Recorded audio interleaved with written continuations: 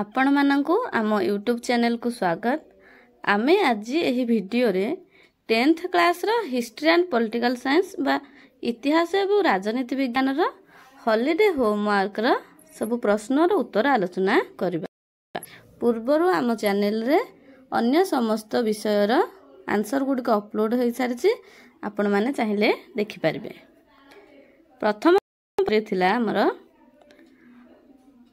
अहमदाबाद लुगा कारखाना आंदोलन रे महात्मा गांधी कर भूमिका कौन थिला? यार आंसर आम आलोचना करबा। 1 नंबर, अहमदाबाद लुगा कारखाना भारतर स्वाधीनता संग्राम रे महात्मा गांधी को प्रारंभिक संघर्ष गुड़िक मध्यरु एक गुरुत्वपूर्ण घटना थिला। एही आंदोलन रे गांधीजींकर भूमिका निम्नलिखित थिला। चला तापरे भूमिका गुड़िक आलोचना करबा। प्रथम भूमिका थिला श्रमिक मानकु संगठित करबा। अहमदाबाद रे लुगा कारखाना श्रमिक माने निम्न मजूरी और खराब कार्य परिवेश विरुद्ध रे आंदोलन आरंभ करथिले। गांधीजी श्रमिक मानक मध्य रे एकता और आत्मविश्वास सृष्टि करथिले। नेक्स्ट भूमिका थिला अहिंसा और सत्याग्रह रो प्रयोग। गांधीजी एही आंदोलन रे तांकर अहिंसा और सत्याग्रह रो नीति को प्रयोग करथिले। से श्रमिक मानकु हड़ताल करबा को परामर्श देथिले। नेक्स्ट भूमिका मध्यस्थता और आलोचना। गांधीजी श्रमिक और कारखाना मालिकंक मध्य रे मध्यस्थता करथिले। श्रमिक माने 35% मजूरी वृद्धि दाबी करुथिबा बेले मालिक माने 20% वृद्धि करबा को प्रस्तुत थिले। एही आंदोलन गांधीजी को जातीय नेता भावे प्रतिष्ठित करिबारे सहाय्य करथिला एवं तांकर अहिंसा और सत्याग्रहर नीति को भारतीय स्वाधीनता संग्राम रे प्रतिष्ठा करथिले। एतिक रहला हमर लुगा कारखाना आंदोलन रे महात्मा गांधीकर भूमिका।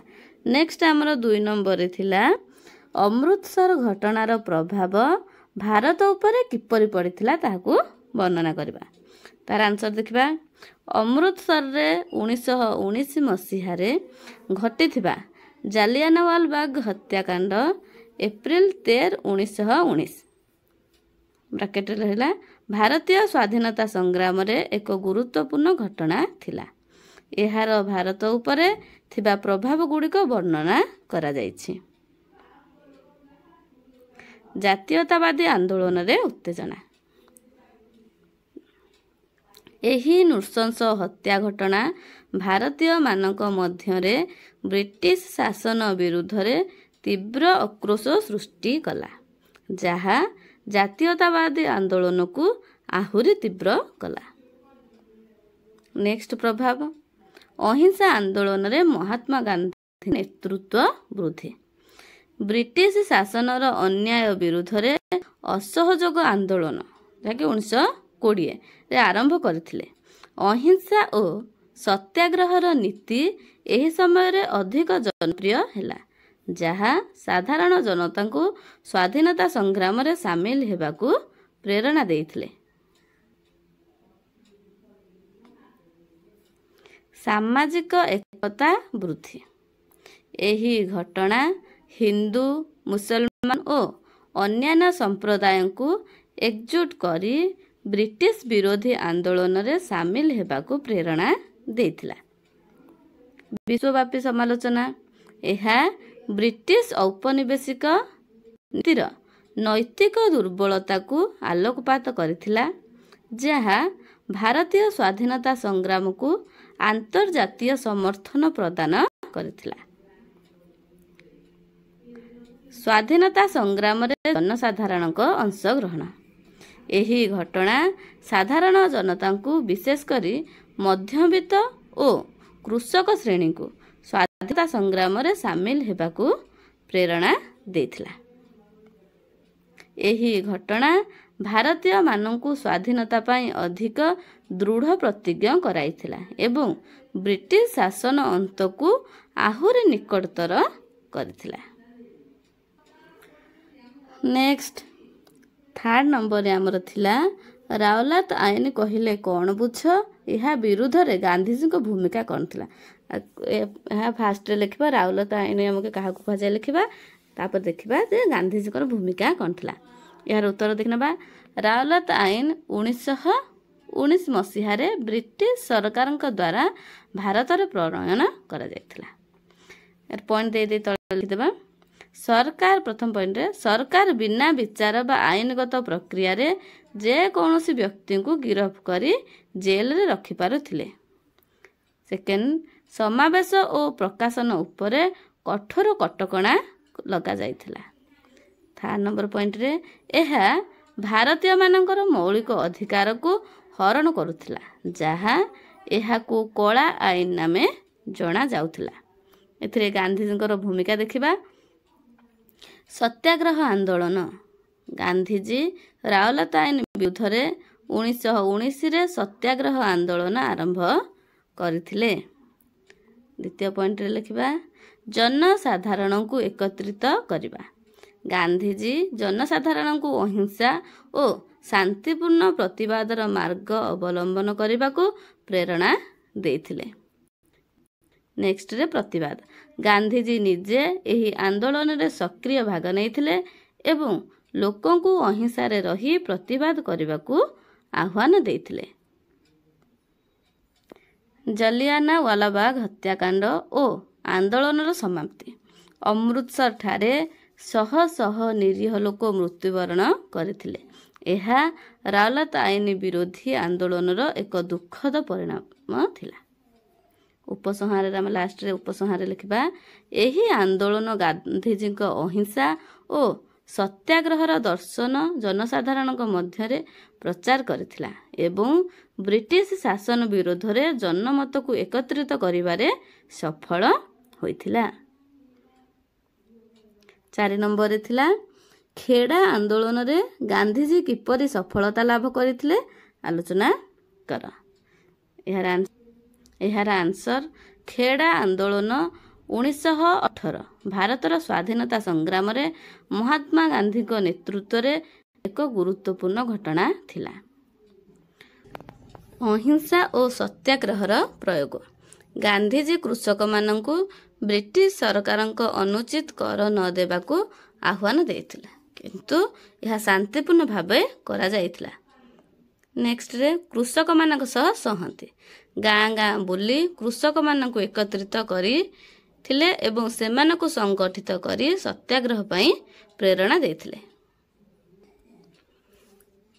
ब्रिटिश सरकार उपरे चाप गांधीजी नेतृत्व रे कृषक माने कर देबाकू मना कर देथिले जहा ब्रिटिश सरकार आर्थिक स्थिति उपरे चाप सृष्टि करथिला। खेड़ा आंदोलन रे गांधीजी सफलता तांकर अहिंसा सत्याग्रह जनसाधारण सह संयोग एवं स्थानीय नेता मानक सहयोग जोगु संभव होइथिला। नेक्स्ट 5 नंबर थिला हमर भाषाभित्तिक राज्य बा आयोग कहले कौन बुझ। यार आंसर देखिबा भाषाभित्तिक राज्य आयोग भारत में भाषाभित्तिक राज्य गुड़िकर गठन पाई एक गुरुत्वपूर्ण संस्था थिला। भाषाभित्तिक राज्य आयोग कौन गठन गठन फास्ट देखा 1953 मसीह भारत सरकार राज्य पुनर्गठन आयोग गठन करथिले। एहार अध्यक्ष थिले फजल अली। उद्देश्य भारत में भाषा और संस्कृति आधार रे राज्य गुड़िकर सीमा निर्धारण करिबा जहाद्वारा प्रशासन और जनसाधारण मध्य समन्वय स्थापन हेब। आयोगर भूमिका और सुपारिश तदंत और अनुसंधान आयोग विभिन्न अंचल रे भाषा संस्कृति अर्थनीति और प्रशासनिक सुविधा आधार रे तदंत करथिले। यार फलाफल रहिबो 1956 मसीह राज्य पुनर्गठन आईन पारित हैला जहा अनुसार भारतर राज्य गुड़ी को भाषा आधार रे पुनर्गठन करागला। उदाहरण स्वरूप आंध्र प्रदेश जहाँकि तेलुगु भाषा भाषी अंचल पाई एवं कर्णाटक कन्नड़ भाषा भाषी लोक मानक पाई उपसंहारे आम रहिब राज्य पुनर्गठन आयोग भारत में भाषाभित्तिक राज्य गठन में एक ऐतिहासिक भूमिका निर्वाह करथिला। एहा भारतीय समाजर विविधता को सम्मान देबा सह प्रशासनिक दृष्टि देश को अधिक सुसंगठित करिथिला।